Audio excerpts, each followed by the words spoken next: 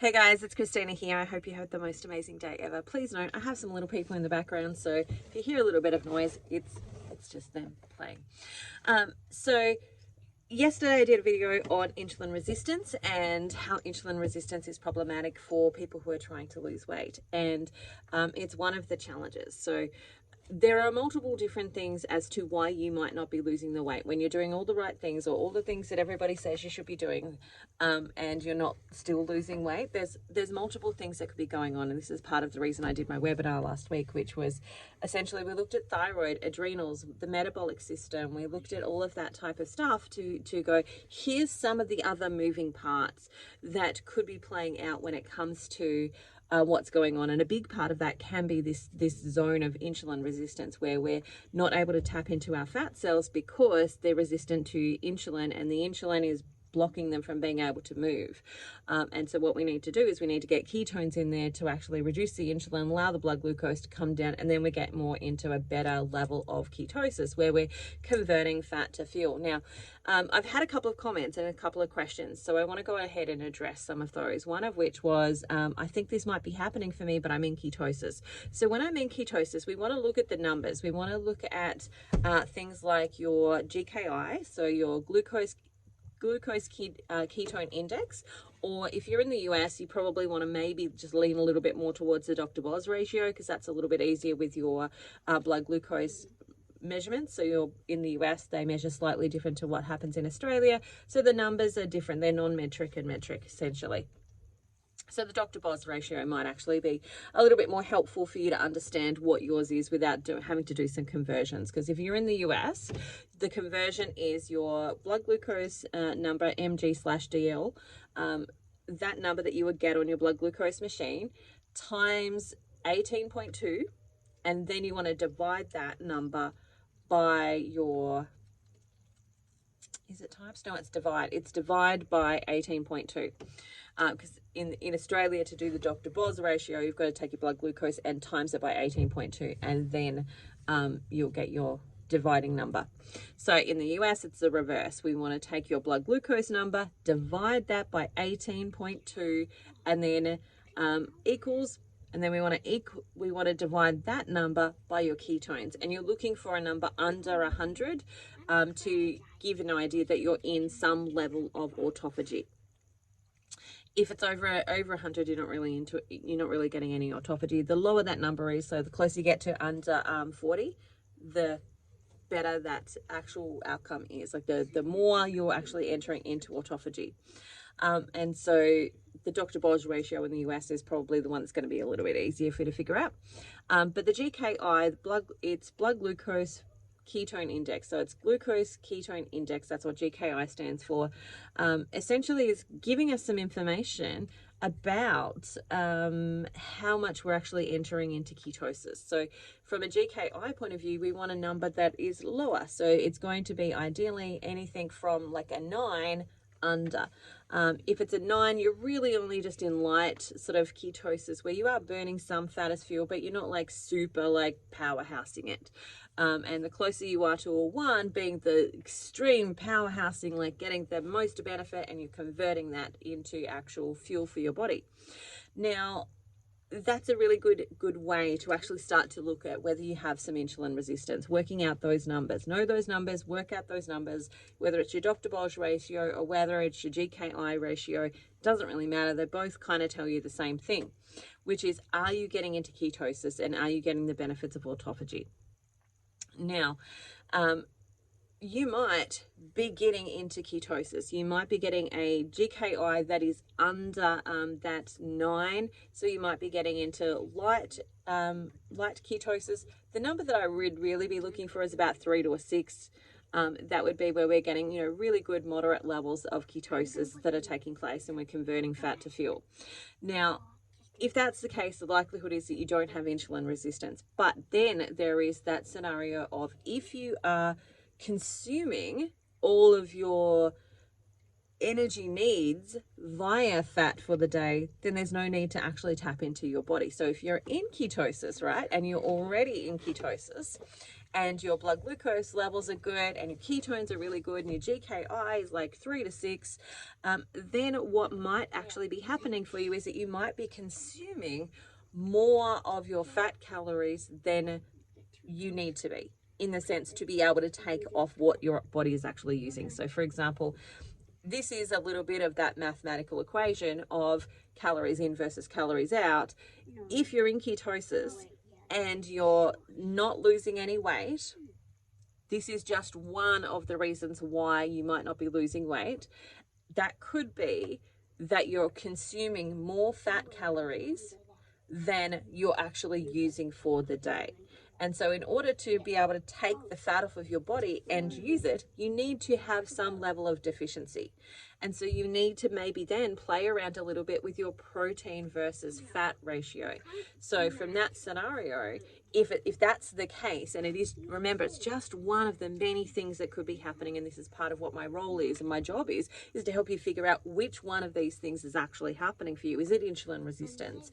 Is it that you're consuming more fat than your body actually needs in order to be able to tap into its own fat stores and use that as a fuel source for your daily output? And that's where we will play around with the protein versus fat ratio.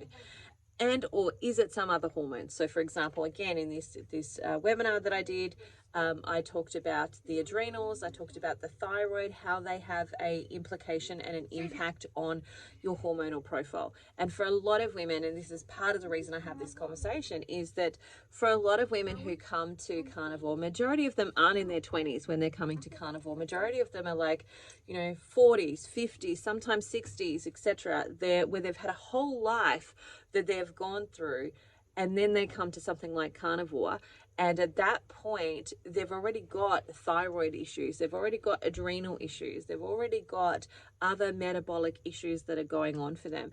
And the first phase really of what we need to do for those people is not go down and fast and make them do intermittent fasting and to do all those things. It's actually to feed them, because we have to get the thyroid out of this space of feeling like it's in starvation mode. And that's one of the things for the thyroid, is that it slows down your metabolic rate because it's been through these cycles of starvation. So if you've been a yo-yo dieter, for example, then your body is so used to you cutting the calories that it thinks that it's going through another famine. And so it slows down your metabolic rate. And what we need to do is feed it so that it actually comes out of that and goes, oh no, we're in feast. Like, we don't need to be famining it. We don't need to, we can speed up and we can have good energy levels and we can do all of those things. So, there's different phases that you need to go through depending on what's actually happening and where you'll come from before you actually enter into the space of carnivore. And part of that is doing some refeeding and getting those hormones up and running and functioning and getting them off of life support, essentially. And that might be where we have much higher fat ratio, where we're looking at, say, an 80% fat to 20% protein ratio. But as we shift our body out of those things, you guys, sorry if they're too noisy, but as we shift our body out of those things, what then happens is we actually start to move into another phase. Like, as your body gets out of life support on those hormones, it can then move into the phase where we shift our protein around and we increase our protein, reduce our fats for carbohydrates. Holy dooly! We reduce that fat calories for a bit. I have 7 kids, in case you didn't know. Dad's at the shop, so they're here with me. But that doesn't stop us. We just keep going. So we reduce that fat calories that are coming in. And I'm using calories just as a term because most people understand that term. Doesn't actually mean that I think that calories are super important, but the ratio is really what I'm thinking about. And so we lift our protein a little bit in that phase. And this is where this idea of you just eat meat and it all resolves itself is very limited for majority of people. There are definitely some people where that's going to be the case. And those people are usually people that are in their 20s or early 30s, very early 30s. And they haven't had maybe really significant things where they've like entered into thyroiditis, or they've had, you know, pre-diabetes or any of those types of things. Like they've got reasonably flexible and youthful metabolic systems that can actually adjust and adapt a little bit more quickly. So that's usually who that's for. And for men, like a lot of men will fit into that category as well, because the testosterone has a different roles to play within the body, and actually doesn't impact your weight as much, and doesn't impact insulin resistance as much. Still can, but like if we're looking at generalizations, it's less general and common for men than it is for women. And so for women, we often got things like that adrenal fatigue, the thyroid exhaustion that are taking place, as well as estrogen impacts, where we've had too much estrogen and we've got what's called excessive estrogen, and that then has an impact on our blood glucose and all sorts of things, right? So we've got to heal those hormones first. For a lot of these women, we've got to heal the hormones first. Then we can look at doing some of the stuff when it comes to insulin resistance. Then we can look at doing some of the stuff like when we know that the body's getting into proper ketosis. At that point, then we can start doing some of the stuff of playing around with our protein bases, reducing our fat so that we're using more of our body fat as a fuel source, and watching all of that type of stuff. And I know this sounds far more complicated than a lot of women actually want to do. Like I know for a lot of people, they're like, all I want to do is just eat and not have to think about all of these things. And you can, as long as you're not worried about whether you're losing weight or how fast you're losing weight or any of that type of stuff.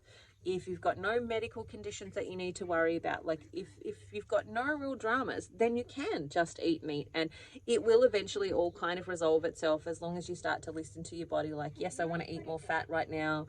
No, I'm actually feeling like something else right now. It will actually resolve itself. But the problem is that that's not the case for the majority of people that I work with. Majority of the people that I work with have seen my results or seen other people's results, and they want those results. And that's why they're actually doing it, is that they want the results. And in order to get those results, you have to also know your numbers and be able to tweak and change, and know that this is not a one size fit all, set and forget and you never think about it again type of diet. You'll get to that place once you've actually resolved all the metabolic issues to start with. And so I'm gonna call it quits, because these guys are just not gonna shut up. So that's just another little piece of the puzzle, and I will definitely keep coming back and talking about this more and more and more. All right, bye for now. I hope you have the most amazing day, and I will just check out my top. This is a size 16. Like I shared yesterday on my Instagram and my Facebook that this is a size 16. It's the first size 16 I have been able to buy in like 10 years at least, probably more than that. So super exciting. I started at a size 26, by the way. All right, bye for now. Hope you have the most amazing day ever. Remember, like and subscribe, share with a friend, all of the things. Put any comments below. I'd love to answer them, and I'll talk to you again soon. Bye for now. See you later.